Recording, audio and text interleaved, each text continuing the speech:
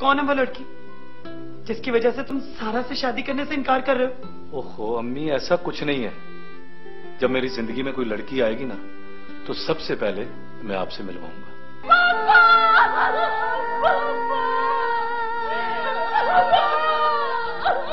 जिसकी आंख में भूख हो ना, उसका पेट कभी नहीं भरता। जाके ईमान को भी कुछ खिला। इब्राहिम कंपनी के मालिक कमर इब्राहिम और सुल्तान साहब की डेथ हो गई है।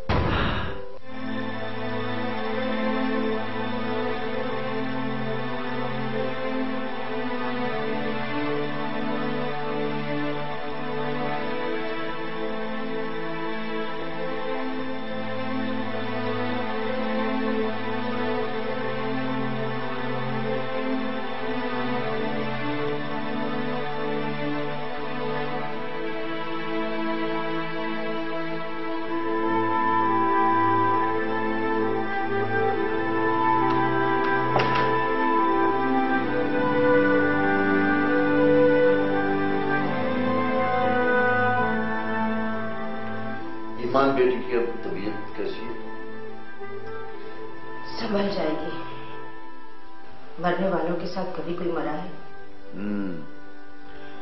कमर भाई की डेथ का बड़ा गहरा असर लिया है उसने। जाहिर है, बाप की लाडली थी और फिर कमर भाई के साथ उसकी अटैचमेंट भी तो बहुत थी। ईमान और आलिया भाभी के लिए बहुत बड़ा सदमा है ये। लेकिन सब कुछ हो चुका है सिकंदर। जितने दिन मर्जी है लोग सोग मना ले, मरने वाले तो वापस नहीं आएंगे ना। सिकंदर, अब आप पर बहुत बड़ी जिम्मेदारी आ गई है। अब आप अपनी जिम्मेदारी संभालने की कोशिश करें। कौन सी जिम्मेदारी? देखो सिकंदर, कमर भाई के बाद अब फैमिली के सबसे बड़े सरबराह आप ही हैं।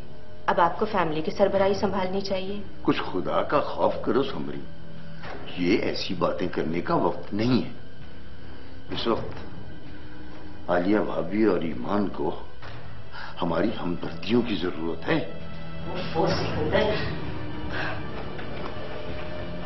ज्यादा जज्बाती होने की जरूरत नहीं है। बात समझने की कोशिश करें। यही वक्त होता है सब कुछ समेटने का। जब लोग संभल जाते हैं तो उन्हें ना तो हमदर्दी की जरूरत होती है और ना ही हेल्प की। आप हाथ में तस्वीर पकड़ लें या फैमिली की भागदौड़ संभाल लें। हमने देखना यही है कि हमारे हक में क्या बेहतर है। देख लो समरीन, कहीं ऐसी ख्वाहिश जाहिर करके वक्त से पहले हमारी पोजीशन मशकूक ही ना हो जाए। सब मुझ पे छोड़ दें। कैसर पहले ही तकरीबन बिजनेस संभाल चुका है और आप गैर महसूस तरीके से घर के मामलात को संभाल लें। ईमान और आलिया के साथ साथ इस वक्त जिशान और सायदा भी डिस्टर्ब है। इससे अच्छा मौका नहीं मिलेगा। जब तक वो लोग इस सदमे से बाहर आए, आपको चंद अहम फैसले करने होंगे। फैसला तो बस एक ही अहम है समरी, बाकी फैसले तो सारे खुद ब खुद ही होते चले जाएंगे। हाँ सिकंदर, बड़े भाई का रोल अदा करो। यतीम भतीजी के सर पर हाथ रखकर उसे बहू बना लो। दीन और दुनिया दोनों संवर जाएंगे।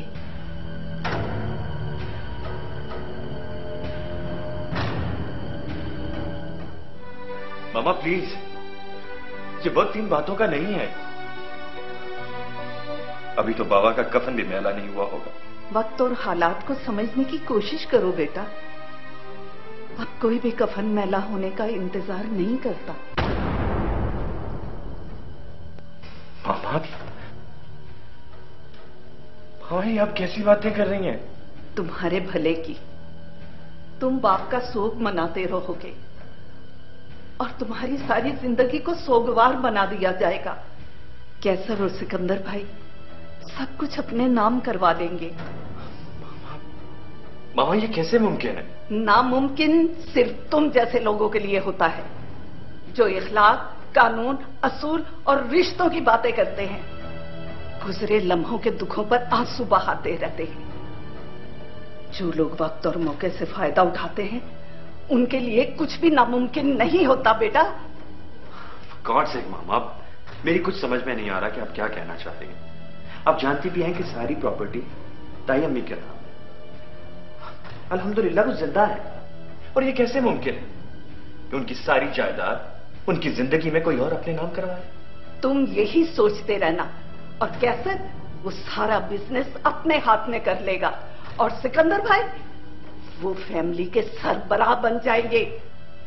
तो इसमें बुरा क्या है? सिकंदर अंकल बड़े हैं, वो डिजर्व करते हैं। मैं इस घर का सरबराह तो नहीं बन सकता। सिकंदर भाई घर के सरबराह बन गए तो जानते हो वो पहला फैसला क्या करेंगे? वो ईमान का रिश्ता कैसर के साथ कर देंगे, और यूं सब कुछ उनका हो जाएगा। और समरी वो हम दोनों को घर से बाहर निकाल देगी। मामा, फिर आप भी बताइए मुझे, आप भी बताइए कि इन हालात में मैं क्या कर सकता हूं। कुछ नहीं, तुम सोगवार चेहरा बनाकर अपने बाप का कफन मैला होने का इंतजार करो।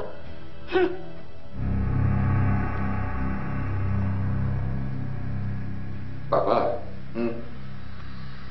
अचानक इतने बड़े सदमे की वजह से एक बात की तरफ तो आप लोगों का ध्यान गया ही नहीं। कौन सी बात? यही कि शहर के बीच में इतना बड़ा एक्सीडेंट कैसे हो सकता है कि गाड़ी में सवार तमाम अफराद ही अपनी जान से हाथ धो बैठे। मेरा मतलब है कि ड्राइवर समेत अंकल सुल्तान ताया अबू किसी की भी जान बचाई नहीं जा सकी। बेटा तुम कहना क्या चाह रहे हो? मेरा कहने का मकसद है कि ये एक्सीडेंट हुआ नहीं बल्कि करवाया गया। क्या कह रहे हो तुम? करवाया गया? क्या मतलब? मैं ठीक कह रहा हूं, और ये कोई अनबनी बात नहीं पापा। ऐसा दुनिया में पहली बार नहीं हुआ। हाँ कैसे? शायद तुम ठीक ही कह रहे हो। मैं भी सोच रहा था यूं दिन दिहाड़े रोशनी में इस तरह कमल भाई की गाड़ी पर ट्राली चढ़ दौड़ा। वजन तो है बात में, लेकिन ऐसा कौन क्यों करेगा? और कमर भाई की किसी के साथ दुश्मनी भी नहीं थी। हाँ क्या सर, माँ ठीक ही कह रही है तुम्हारी। वैसे तुम्हें किसी पर शक है? मुझे शक नहीं, मुझे पूरा यकीन है कि ये काम सिर्फ और सिर्फ मुराद ने करवाया है। मुराद जी?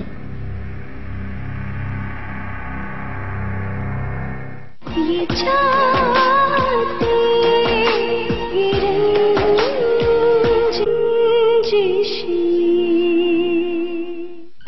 प्लीज मामा, मामा बैठो।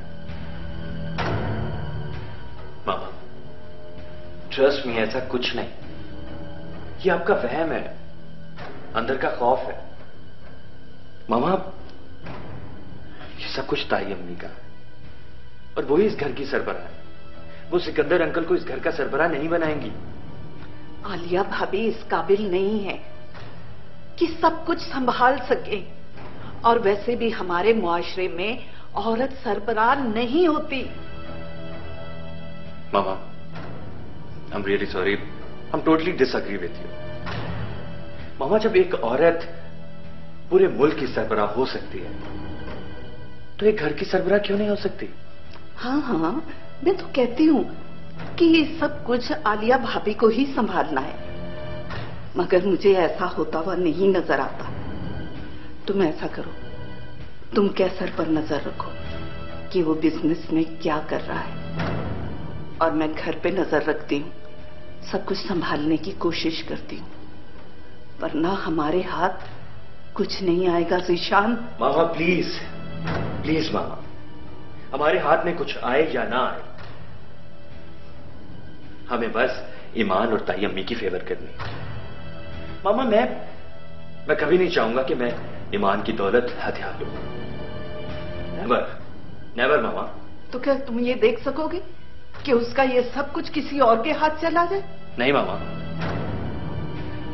ऐसा नहीं होगा। मैं ऐसा कभी नहीं होने दूंगा। तो फिर ईमान के करीब होने की कोशिश करो। तुम दोनों एक साथ यतीम हुए हो, और फिर मुश्तरका दुख दुश्मनों को भी एक दूसरे के करीब कर देता है। और फिर तुम दोनों तो कजन हो। आजकल उसका दिल नरम है, उसका दिल जीतने की कोशिश करो, फायदा उठाओ। और तुम्हें तो किसी का दिल जीतने का हुनर भी नहीं आता।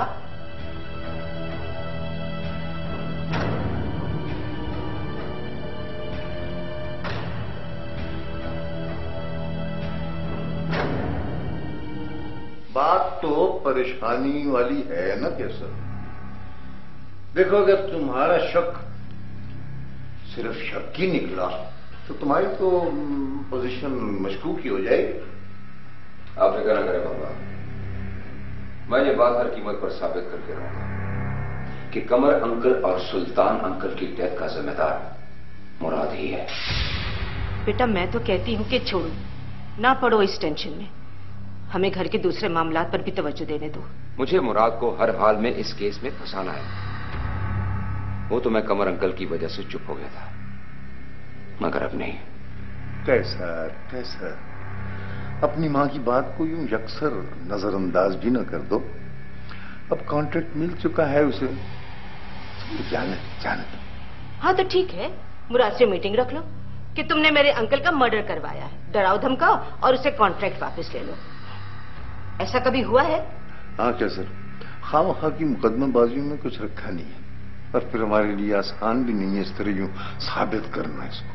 फिलहाल तो ईमान का भी इस बात पर एग्री होना बहुत जरूरी है। इससे ज्यादा जरूरी घर के अफराद की मीटिंग है कि जिसमें फैसला हो कि अब घर का सरबराह कौन होगा। ऑफ कोर्स पापा ही बड़े हैं। लेकिन बेटा, इससे पहले हमें आलिया भाभी और ईमान को एतमाद में लेना होगा।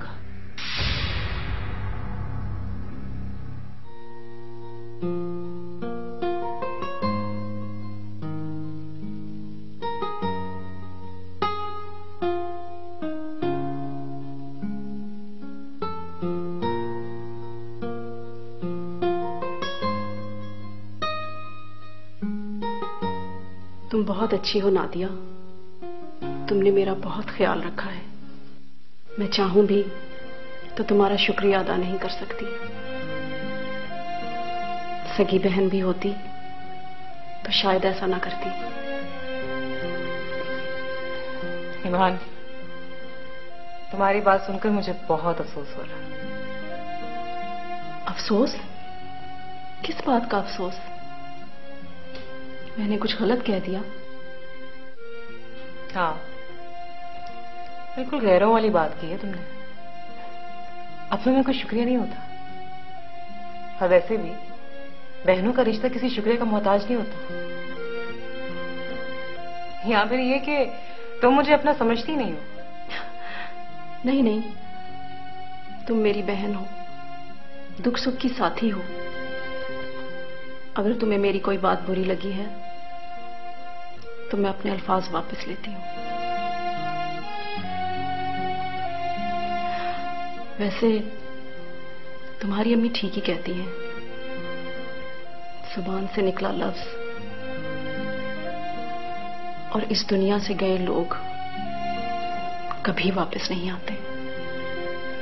लेकिन ईमान, मैं तो सिर्फ ये चाहती हूँ कि तुम जिंदगी की तरफ वापस लौटने की कोशिश करो, क्योंकि तुम हंसती मुस्कुराती अच्छी लगती हो। कोशिश तो कर रही हूं नादिया, मगर कुछ जख्म ऐसे होते हैं जो भरते भरते ही जाकर भरते हैं।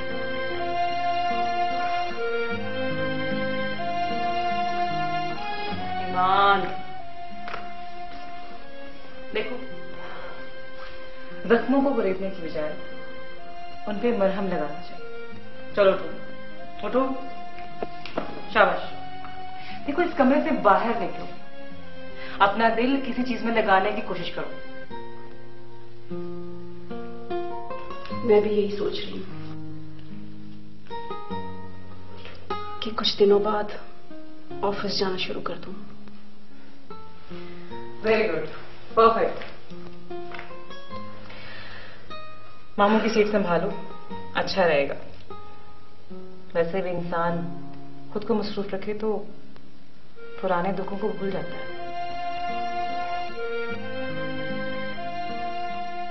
मगर पापा के बिछड़ने का दुख शायद ही भूल पाऊं मैं। ये क्या, फिर किस सोच में पड़ गई? अच्छा ना, change your mind please, juice पी लो। ये चाहते ये चाहते ये रंजिशी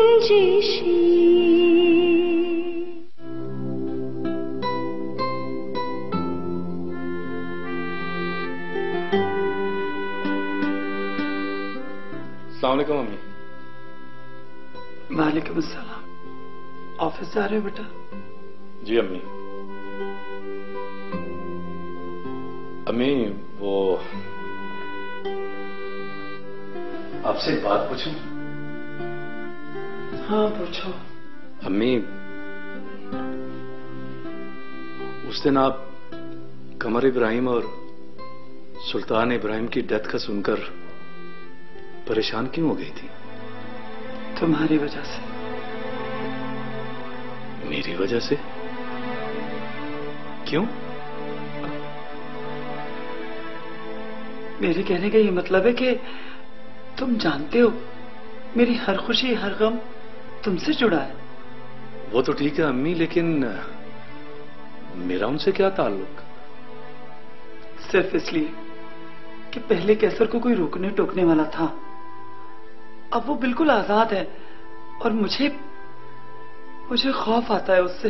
ओहो, कुछ नहीं होता अम्मी, जिंदगी और मौत अल्लाह के हाथ में है। अल्लाह ने अक्ल भी तो दी है ना, और अक्ल ये कहती है कि अपनी जिंदगी की खुद हिफाजत करो। जिस रास्ते पे कांटे बिछे हों वो रास्ता छोड़ दो। अम्मी, आपके कहने का मतलब है कि मैं घर बैठ जाऊं, बाहर ना निकलूं, काम पे ना जाऊं, ऐसे कैसे चलेगा? बस कर दो मुराद, बस कर दो। पहले भी तुमने अपनी बातों से मुझे बहला लिया था। मैं तुम्हें सिर्फ इतना समझाना चाहती हूँ कि उन लोगों से दूर रहो। कैसे अब आजाद है, उसके सर पे कोई नहीं है। लेकिन मेरे सर पे मेरी मां का साया है, कुछ नहीं होगा मुझे। और फिर मैं कोई गलत काम नहीं कर रहा, मेरा अल्लाह भी मेरे साथ है।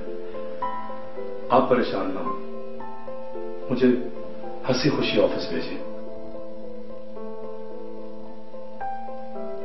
अल्लाह तुम्हारा निगहबान हो,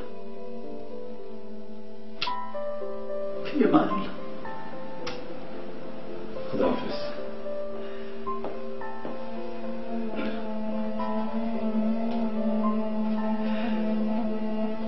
खुदा हाफिज मेरे लाल, खुदा हाफिज।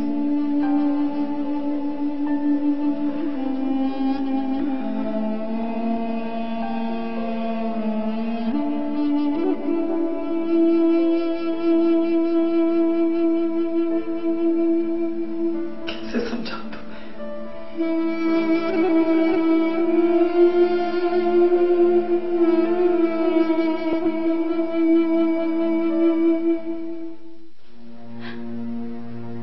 पापा के बगैर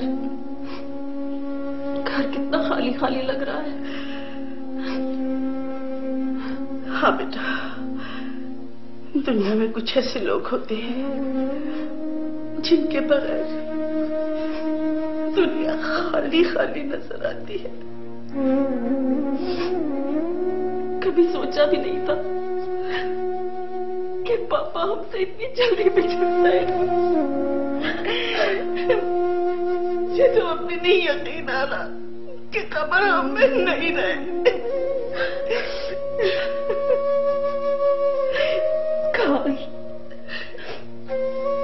काश मम्मी ये भयानक ख्वाब होता और हमारी आंख खुल जाती और जिंदगी वहीं से शुरू हो जाती जहां खुशियां ही खुशियां थी और पापा का साथ है।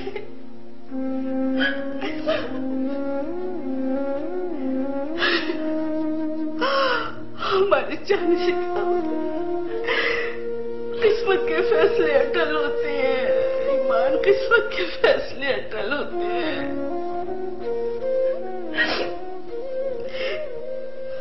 पापा के बगैर जिंदगी फीकी और बेरंग महसूस हो रही है।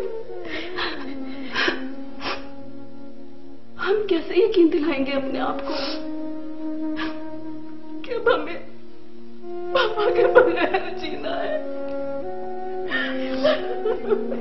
ऐसा तो करना पड़ेगा मेरी बच्ची, ऐसा तो करना पड़ेगा।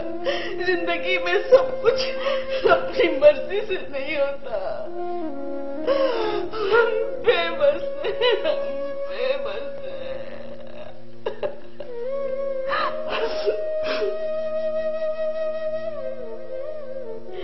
इंसान कुछ मामलात में